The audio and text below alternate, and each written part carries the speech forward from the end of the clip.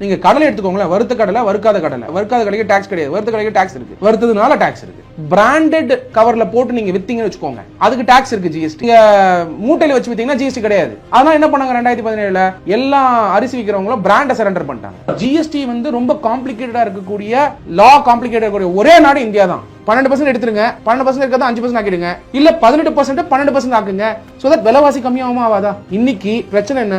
விலைவாசி உயருது. அந்த விலைவாசி உயரதுக்கு ஜிஎஸ்டி ஒரு காரணம் தான். அப்ப நீங்க டயர் வாங்குறீங்கன்னா அந்த டயரோட 100 ரூபான்னு வச்சுப்போங்க, 100 ரூபாயில 28% கவர்மெண்ட் கலெக்ட் பண்ணி கொடுக்குறாரு அந்த டயர் விற்கிறவர்.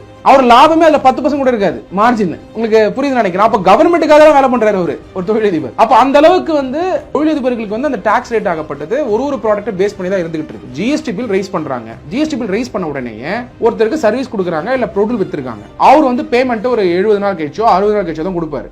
ஆனா ஜிஎஸ்டி பொறுத்த வரைக்கும் அந்த பேமெண்ட் வருதோ இல்லையோ முதல்ல ஜிஎஸ்டி கட்டிடணும் கவர்மெண்ட்டுக்கு, நீங்க அட்வான்ஸா பில் ரைஸ் பண்ணாலே. அப்போ ஆல்ரெடி அவர் வந்து பிசினஸ் கஷ்டப்பட்டு இருக்காரு, லோன் வாங்கி பண்ணிட்டு இருக்காருன்னா ஜிஎஸ்டிக்கு வந்து பில் ரைஸ் பண்ணனே கொடுக்கணுங்கிறது வந்து அவருக்கு அடிஷனல் பர்டனா இருந்துகிட்டு இருக்கு. சப்சிக்வெண்டா பணம் வரலன்னா அது தனி ப்ரொசீஜர் ஜிஎஸ்டில.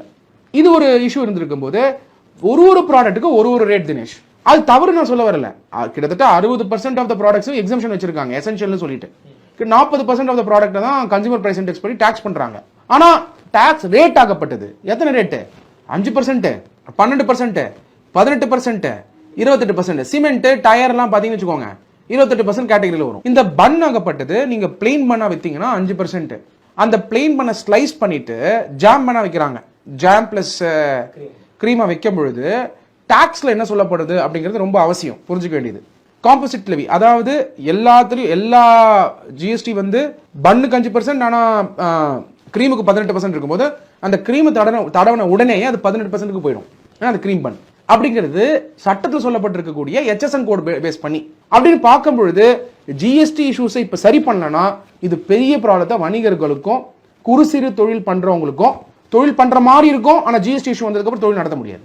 கடினமா உழைப்பாரு வணிகர், ஆனா ஜிஎஸ்டி இஷ்யூ நோட்டீஸ் வந்த உடனே அவரோட பேங்க் அக்கௌண்ட்டை ஃப்ரீஸ் பண்ணிடுவாங்க. திருப்பி போயிட்டு ரேட் நீங்க வந்து 5% தான் சார்ஜ் பண்ணிருக்கீங்க, நீங்க சார்ஜ் பண்ண வேண்டியது 12% சொல்லி எக்ஸ்ட்ரா டாக்ஸ் கொடுங்கன்னு சொன்னா அந்த வணிகர் கஸ்டமர் கிட்ட போய் கேட்க முடியாது. எந்த கஸ்டமர் வந்தாருன்னு எப்படி தெரியும் அவருக்கு? அப்ப அவர் பாக்கெட்ல இருந்து கட்டணும்.